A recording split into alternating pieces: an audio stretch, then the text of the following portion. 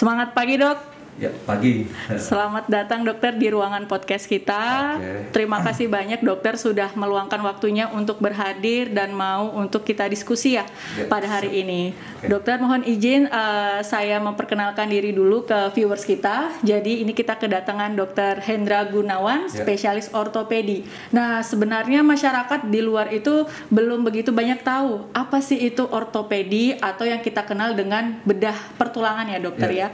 Kebanyakan kan mereka mengertinya patah tulang atau mungkin kesleo, itu kebanyakan malah dibawa ke tukang urut. Mohon maaf dokter. Kadang-kadang mereka berpikir kalau misalnya kecelakaan patah tulang terus berdarah-darah baru dibawa ke rumah sakit. Nah, mungkin ini yang perlu diluruskan dokter, dan kita harus mengedukasi masyarakat agar ayo datang ke dokter ortopedi sebelum adanya keterlambatan tindakan terhadap pasien tersebut. Monggo dokter. Ya, sebenarnya ortopedi ini udah lama ya. Ortopedi itu suatu cabang ilmu pecahan dari ilmu bedah. Jadi kita rumpun besar tuh rumpun ilmu bedah. Nah, ortopedi itu dari kata-kata sebenarnya lengkapnya ortopedi dan traumatologi. Jadi ada ortopedinya dan traumatologi. Nah, ruang lingkupnya ini adalah ilmu atau disiplin ilmu yang membahas masalah sistem alat gerak. Jadi alat gerak itu di kita apa? Rangka dan jaringan pendukungnya. Pendukungnya apa? Ya tadi tuh ada tulang yang utama. Jadi sebagai hard tisunya, jaringan keras itu tulang. Kemudian ada soft tissue. Soft tissue itu ya ada otot, ada sendi, ada tendon, ligamen gitu loh, seperti itu. Bahkan saraf yang di sekitarnya, yang saraf dan pembuluh darah yang ada di sekitarnya. Jadi luas dokter Enda. Jadi nggak cuma patah gitu ya. Kalau patah misalnya patah itu kan berarti kan tulangnya yang kena. Kalau dia berat mungkin patah ada pembuluh darah atau sarafnya yang kena, bisa seperti itu. Itu hanya satu aspek aja, aspek kecil gitu loh, traumatologinya. Tapi kalau ruang lingkupnya kita luas banget kok.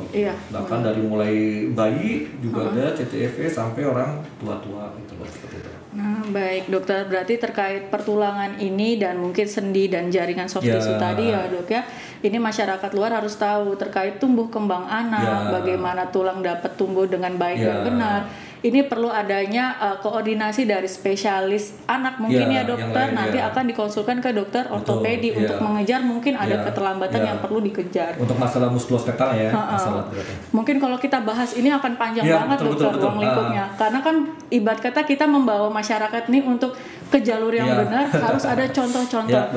Mungkin nanti bos kita harus ada sesi khusus ya terkait ini mungkin ke depannya, sehingga kita membuka wawasan yang lebih. Nah dokter, ini kemarin kan kita sempat memperingati hari osteoporosis sedunia pada tanggal 20 Oktober dan meningkatnya kegiatan olahraga, contohnya sepeda, jogging, habis itu renang bersama yang semakin kesini semakin meningkat ini. Nah, kebanyakan mereka itu mengatakan untuk mencegah osteoporosis dan banyak banget request dari teman-teman di luar sana, viewers, untuk ayo dong dok kita diskusi bareng tentang osteoporosis yang mereka kenal sebagai radang sendi atau pengapuran dari tulang. Nah, dokter boleh tahu nggak apa sih sebenarnya osteoporosis itu? Nah ini juga sama nih. Tadi kan dari mulai bayi sampai ke dewasa atau orang tua. Nah ini kalau osteoporosis lebih banyak ke arah orang dewasa tua gitu ya. Jadi osteoporosis itu mungkin awamnya itu adalah sebenarnya pengeroposan tulang, dokter Enda. Jadi pengeroposan tulang di mana tulang yang harusnya keras, gitu ini kita bahasa awam ya.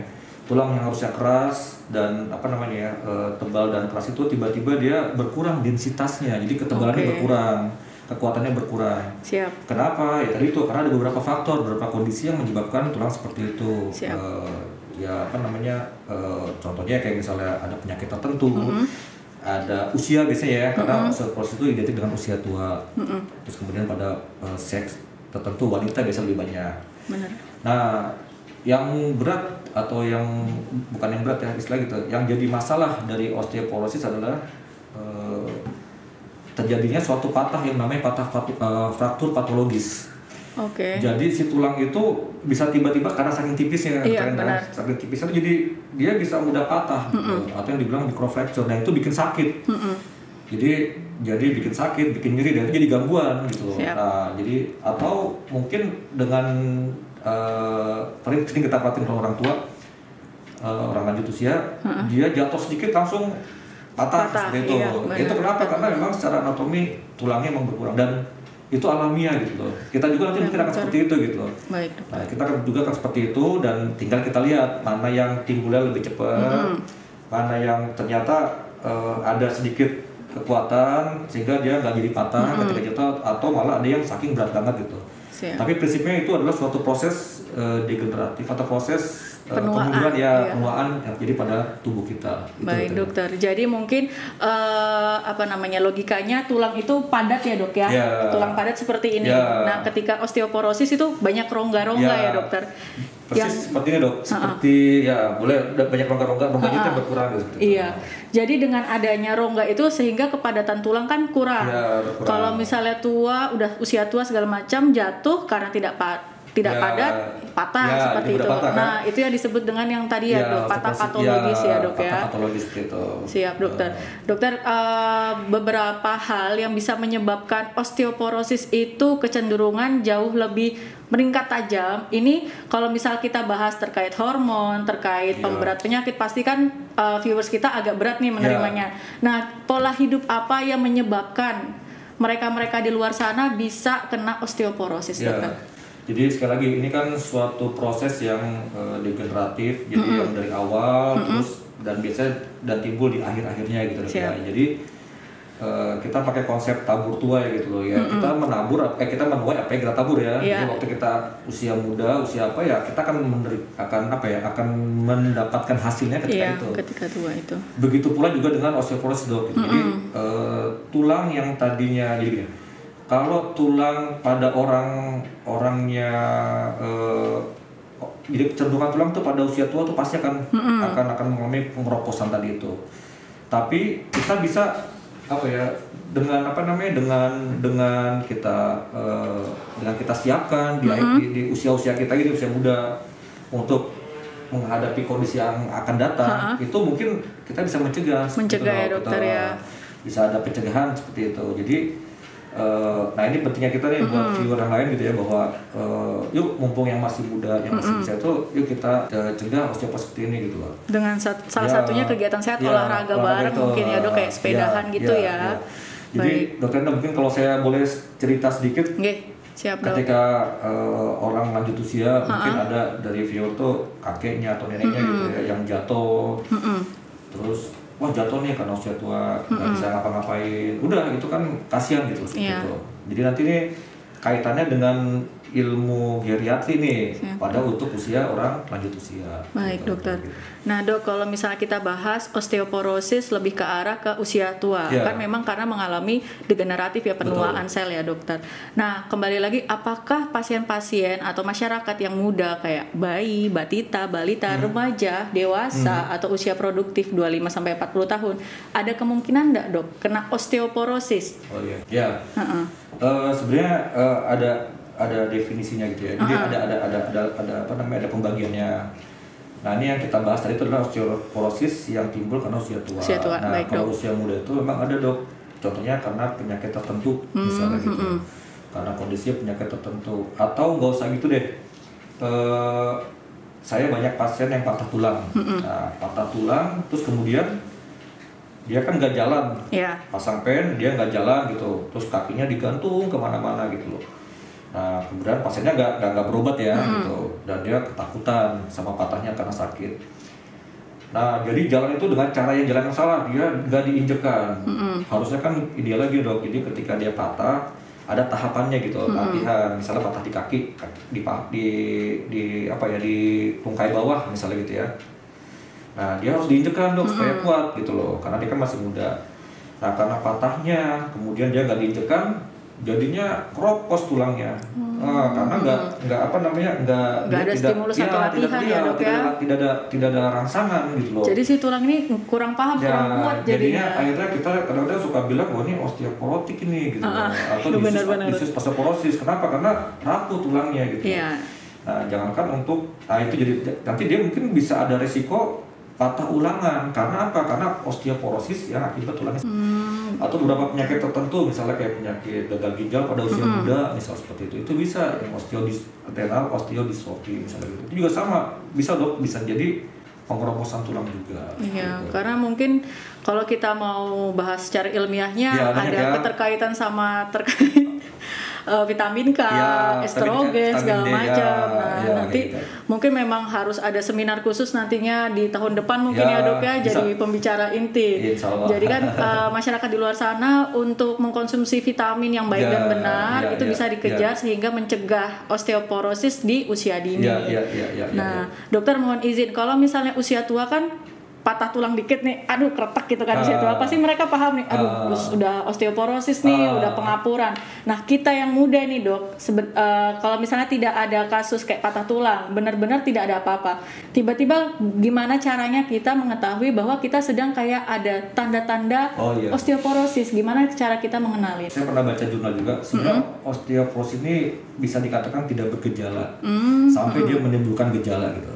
Jadi kita nggak bisa bilang nggak kayak demam kan, kalau demam misalnya wah panas badan nih, demam badannya emang gak enak kan, gitu bang. Nah kita nggak bisa bilang dong, tapi kita akan tahu ketika ketika kita misalnya tiba-tiba kok sakit misalnya gitu, atau kita posisi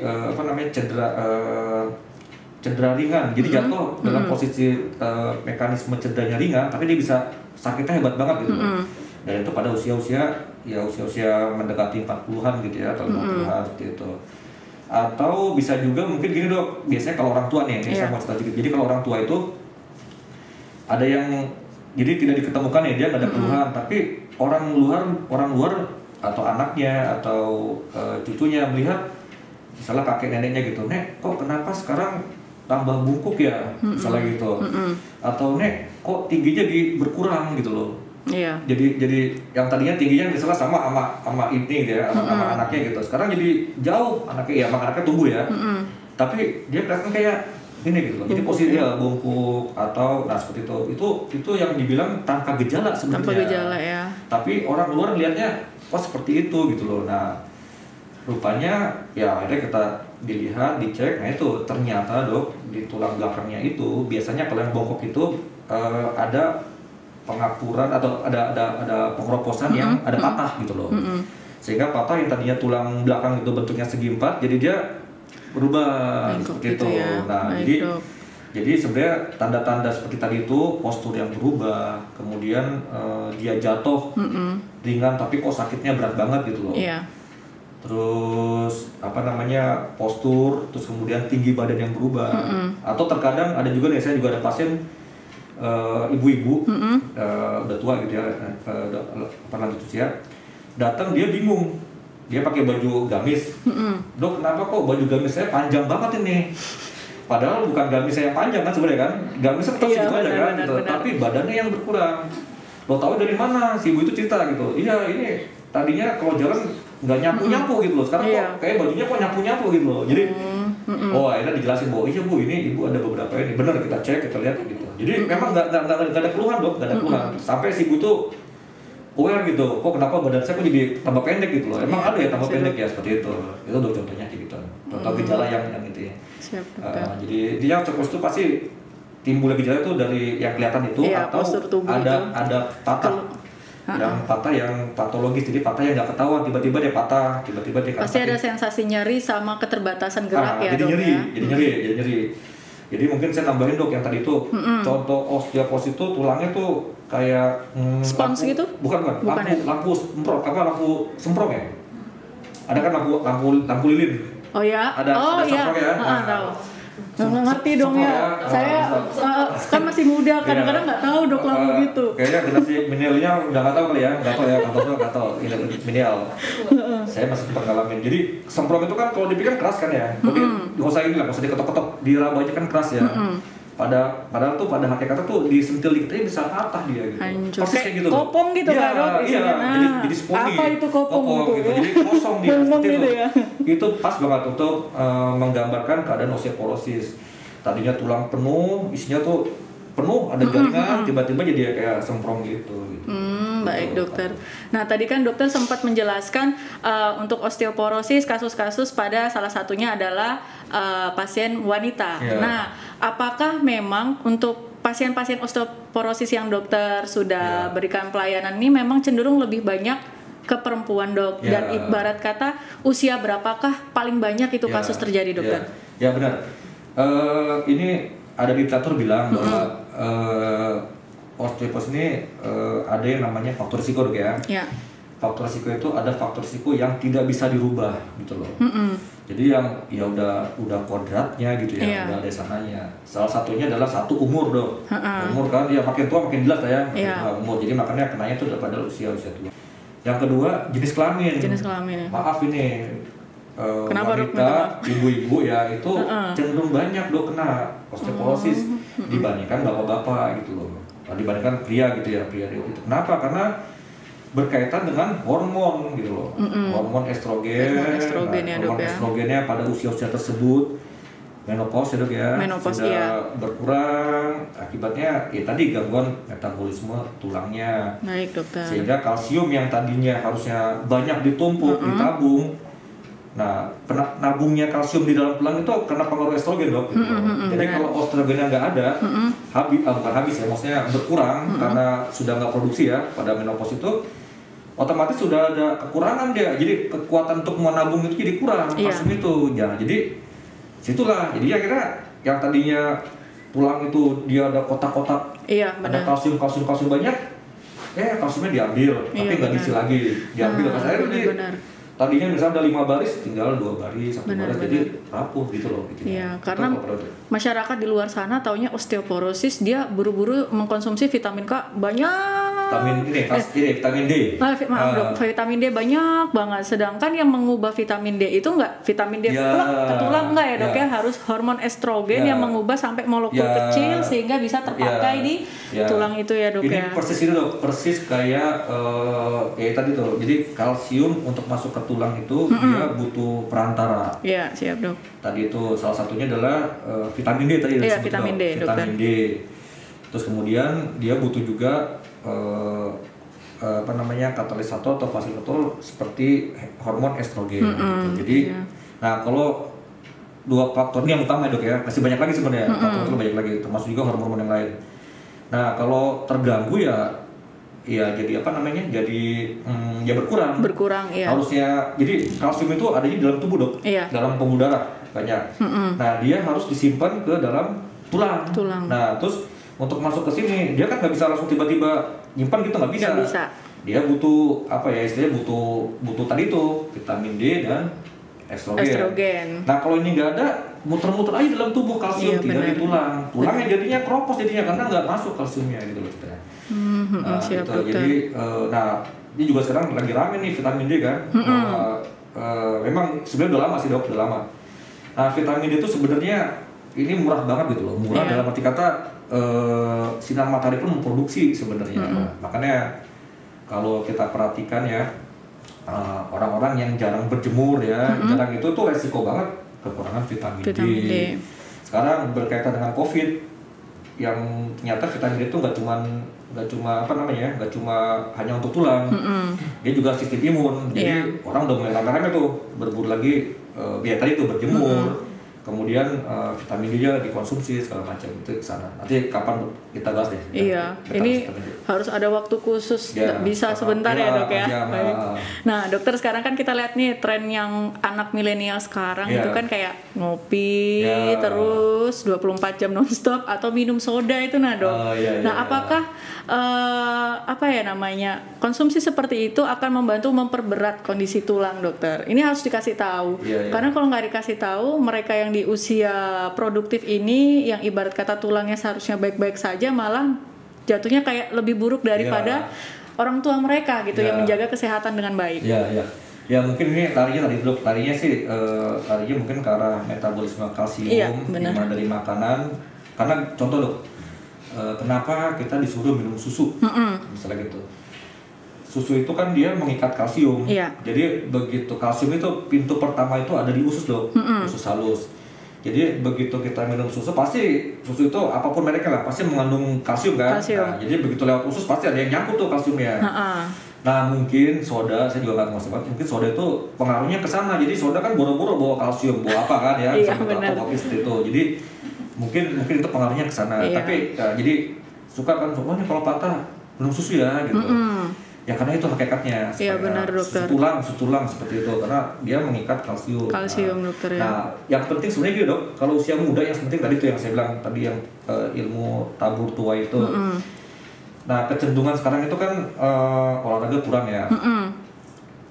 Padahal tadi tuh sempat saya bahas tulang itu butuh rangsangan yang bersifat mekanis gitu loh. Rangsangan bersifat mekanis. Salah satu yang bagus itu adalah olahraga sebenarnya. Nah, olahraga. Terus olahraga itu dengan olahraga rutin, ya dia menabung. Jadi ceritanya gitu. Kalau misalnya orang, jadi kan tulang dengan kita olahraga dia akan menambah slot-slotnya. Iya. Jadi kayak semacam sarang gitu, kotak-kotak lah. Kayak deposit itu akan makin banyak. Semakin banyak terlatih, makin banyak dok. Iya benar. Apa itu pengaruh dari peredaran darah atau vaskularisasi kalau ada latihan lebih kan peredaran darah mungkin tambah gitu atau enggak dok, enggak. Jadi gini, memang ada yang namanya hukum Wolff gitu. Ada namanya hukum Wolff. Pak Wolff ini bukan Wolff serigala ya, tapi Wolff namanya memang Wolff, Mr. Wolff itu dia cerita bahwa ini kalau misalnya si tulang itu tulang itu dirangsang, dikasih stimulus gitu loh, secara mekanik, dia akan makin kuat. Jadi tidak berhubungan sama paham saya dokter. Jadi makin kuat. Nah makanya kalau kita masih muda, olahraganya pagi hari lagi ya, olahraganya pagi hari, dimana sinar matahari ada makan yang bergizi, minum susu lah ya, makanya kan ada program minum susu tuh tiap hari buat anak muda. Ya insya Allah gitu loh. Ini bagus karena dia akan udah terbentuk dengan dia olahraga kan, jadi tabungannya banyak tuh, kotak-kotak buat dia nyimpen tuh kalsiumnya, dia makan bagus masuk ke dalam, minum susu lebih banyak lagi loh, kan bagus kan gitu. Keren kan kayak gitu. Nah kalau misalnya itu nggak dilakukan dok gitu loh, buru-buru nih olahraga dikit, kayaknya enak rebahan gitu ya. Rebahan kan bukan ya secara mekanik kan diem aja kan dok gitu ya, diem aja gitu loh. Terus mau keluar panas dikit, kayak panas banget ya, payungan misalnya gitu, ya kan? Takut hitam dok, skincare mahal. Ya. Minum susu misalnya gitu, maunya yang boba, campuran gitu, susunya nggak tau gitu kan, anak saya gitu kan, cenderungan gitu. Kan asal ada susu kayak gitu. Susunya padahal berapa, kita kan masih belum campuran lain ya gitu. Nah, terus tambah lagi kan, dengan kayak gitu nggak olahraga, badannya kan berat dok ya, jadi tambah berat tuh bebannya. Tambah berat, olahraga juga tambah malas kan, dia buat itu jadi tambah berat. Jadi muter. Jalan 1, 2 tahun, 5 tahun, 10 tahun. Nah, padahal dok ya, di 30 tahun pertama itu justru dia saatnya dia untuk nabung. Karena kalsium itu banyak banget butuhnya gitu. Dokter Enda mungkin masih bisa ya? Belum ya? Saatnya nabung, udah lewat. Masih muda dok. Masih muda ya, jadi masih bisa nabung. Nah, terus setelah dibiasakan nanti ketika nanti kan ada periode dok pertumbuhan tulangnya gitu ya, pertumbuhan metabolisme kalsium pertumbuhannya. Nah, ketika usia 30 tuh udah mulai stop tuh puncak-puncaknya, mulai turun. Nah, ketika turun itu karena sudah terbiasa kontak tulangnya itu sudah banyak ini ya kan, udah banyak tabungannya, cadangan tuh banyak, udah agak aman kan dok, enak, nggak ada masalah. Jadi ya udah tinggal santai aja. Istilahnya gini, kalau misalnya nanti menopause, ini udah terbentuk cadangan udah ditabung di awal. Nah kalau yang enggak kan gimana dok? Jadi akhirnya ya tipis segitu-gitu aja gitu loh. Nah, terus akhirnya ya itu justru problem tuh banyak gitu. Jadi saya melihat justru yang generasi milenial itu khawatir seperti itu dok. Jadi udah olahraganya mungkin cuman akhir pekan aja misalnya gitu ya. Akhir pekan aja, ya nggak salah sih, nggak salah. Terus makan juga ini gitu. Jadi ya itu kita nggak ngomongin sekarang dok ya. Sekali lagi ini kita ilmu tabur tua ini, kita menabur, kita mengubah apa yang akan kita tabur nanti. Iya gitu. sih benar. Jadi itu yang saya pikir. Benar Dokter Hendra, ini memang agak menampar saya juga karena kan nama usia muda ini kan kerja sesuai arahan pemerintah kan. Jaga kan naik turun tangga olahraga juga nggak sih dok? Betul. Nah kan kemarin saya sempat berdebat sama Dokter Hendra di koridor. Saya olahraga juga dok, tapi sambil jaga kan naik turun tangga. Bisa nggak sih itu dianggap olahraga? Ya jadi gitu. Jadi prinsipnya olahraga itu kan olah tubuh ya, gerak gitu loh. Jadi bedanya kerja juga sama, dia juga siapa yang bilang nggak olahraga kan, cuman tadi itu akan berbeda gitu dok. Kalau misalnya olahraga kan berarti semuanya gerak ya, iya benar. Semuanya gerak, terus ya kayak contoh lari itu dari mulai ujung jempol ya, tumit, terus ke betis semua kan gerak semua, ototnya semua gerak gitu loh. Bahkan sampai ya ke seluruh tubuh tangan juga gerak. Gitu. Kalau kerja kan mungkin cuma tangannya aja seperti itu. Atau kalau saya juga kerja kok nyapu gitu loh. Nyapu kan gerakannya cuma berulangan gitu kan. Jadi ibaratnya kalau misalnya gerakan tuh hanya gerakan hanya satu sisi aja gitu ibaratnya. Jadi padahal kan lari kan semuanya gitu. Ya sebenarnya sih nggak bisa, nggak dikategorikan sebagai olahraga lah ya dok ya itu sebenarnya dok kalau olahraga itu nggak butuh waktu lama kok. Iya, gitu. benar. Paling kalau di yang dianjurkan itu mungkin sepekan itu bisa 3 atau 2 kali. Waktunya ya setengah jam ya dok itu ya. cukup dok, cukup hanya kalau fokus kita olahraga gitu loh. Nah sama mungkin saya tadi cerita yang tadi naik tangga itu, nah kebiasaan kayak gitu dok gitu loh. Anak-anak sekarang kan lebih seneng naik lift kan, lift di mana-mana banyak gitu kan, apalagi liftnya ada kacanya lagi. Kan kita menikmati fasilitas yang sudah disediakan dok. Nggak salah juga sih. Gitu. Apalagi kalau liftnya itu ada kacanya, kalau di mall kan bisa kelihatan Nah sebenarnya, itu kayak kebiasaan seperti itu dok ya. Ini misalnya kayak naik tangga oke lah naiknya pakai lift gitu ya. Iya, turunnya kan lebih enak gitu ya. Itu walaupun turun sih lebih berat, tapi ya seperti itulah. Palingnya kan ketika turun kan beda gitu loh, seperti itu. Nah itu membawa tubuh tuh jadi latihan gitu loh, seperti baik, itu. Dokter. Contohnya gitu. Nah dok, olahraga apa aja, jenis olahraga apa aja yang menurut dokter bisa ngebantu mencegah terjadinya osteoporosis di usia dini atau lebih cepat gitu dok? Tadi itu dok, jadi prinsipnya sih olahraga yang ya kayak yang banyak kan gini. Sebelumnya saya cerita dulu bahwa osteoporosis itu kan banyaknya kenanya ada di 4 titik dok. Iya. Pada usia tua ya, di pergelangan tangan, di bahu, terus kemudian di pangkal paha, sampai di tulang belakang. Nah, terutama yang paling sering adalah di daerah pangkal paha dok. Jadi keroposan di pangkal pahanya di bonggolnya itu. Nah, itu biasa terjadi karena kurang jalan. Jadi kalau nggak salah tuh WHO tahun berapa ya, dia tuh mencanangkan untuk gerak jalan 10.000 langkah sehari gitu. Kalau saya itu program WHO kalau salah.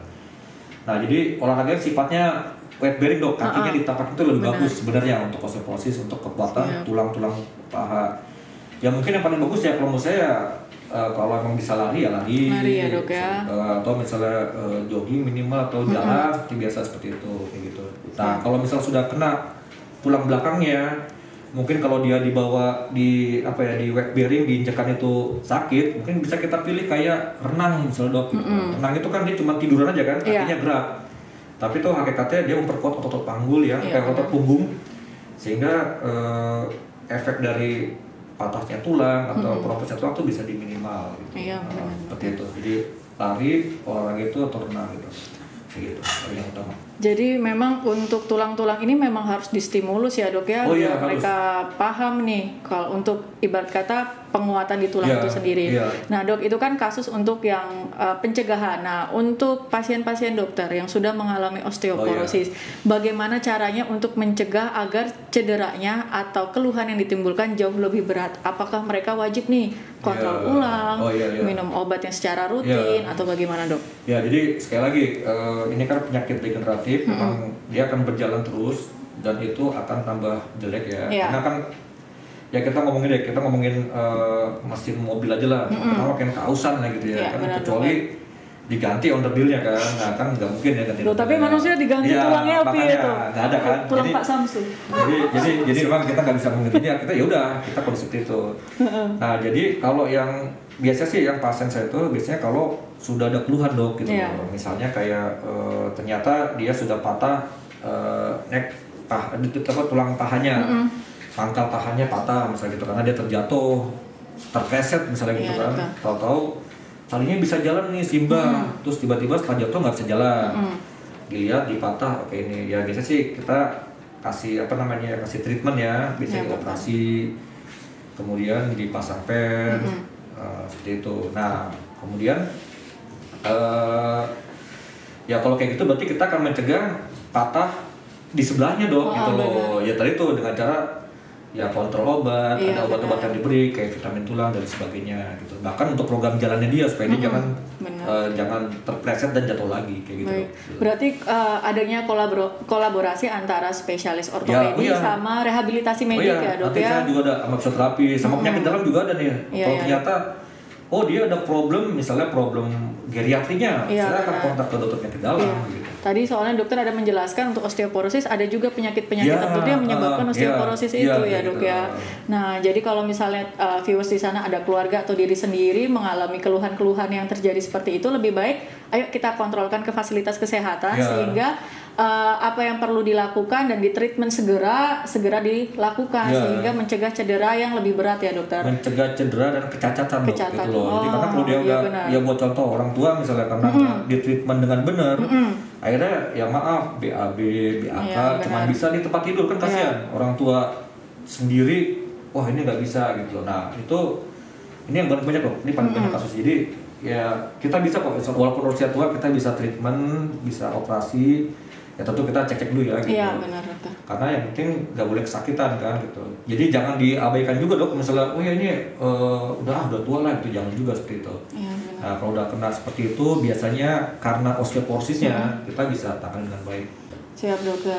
Nah dokter ini kan di akhir sesi kita diskusi, mungkin nanti kelanjutannya kita akan lebih ke materi selanjutnya terkait spesifikasi mungkin pembedahan atau tulang, otot segala macam biar masyarakat jauh lebih terbuka nih.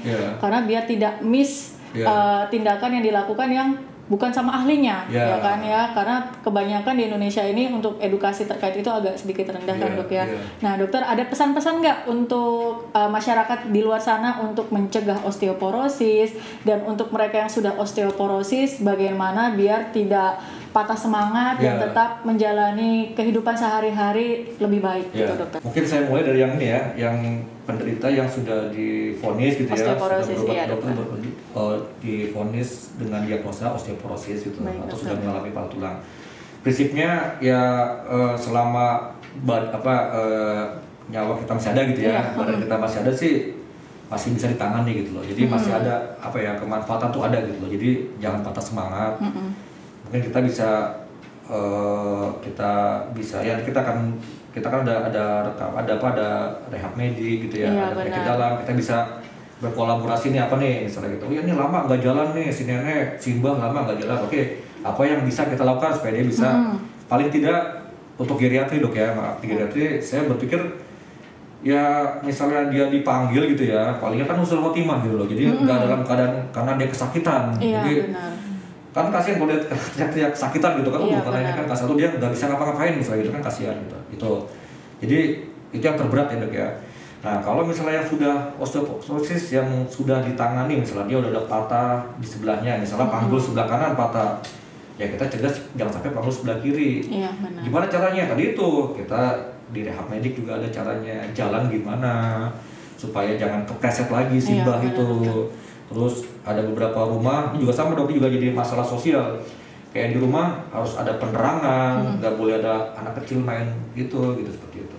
Nah kalau yang usia muda nih, yang belum osteoporosis ya tadi itu pencegahannya itu, yuk kita hidup sehat tadi itu gitu. Karena prinsipnya tadi itu, yang kita tabur sekarang ini akan kita tuai nanti gitu loh, seperti itu. Nah kalau kita nggak mau nyiapkan tulang kita, ibarat itu siapa yang mau nyiapin, masa orang lain nyiapin tulang, kan kayak gitu ya, gitu paling. Benar dokter. Berarti untuk viewers di luar sana, kalau misalnya ada keluhan-keluhan apalagi terkait dari kondisi kita, misalnya keluhan pada fisik ataupun ada keluarga, ayo kita bawa keluarga kita atau diri sendiri ke fasilitas kesehatan, ketemu sama ahlinya, jangan memberi persepsi atau dugaan yang malah menakutkan si penderita. Dan kita yang di sekitarnya wajib untuk support kayak gitu ya dok ya. Jadi si penderita positif thinking untuk sembuh dan kita lingkungannya juga positif untuk membantu mereka untuk sembuh gitu. Baik, terima kasih banyak dokter Hendra. Sama-sama, nanti next time kita ngobrol lagi ya dok. Jangan di blok nomornya dok ya. Terima kasih banyak dokter Hendra. Sehat selalu dan tetap semangat pagi ya dok.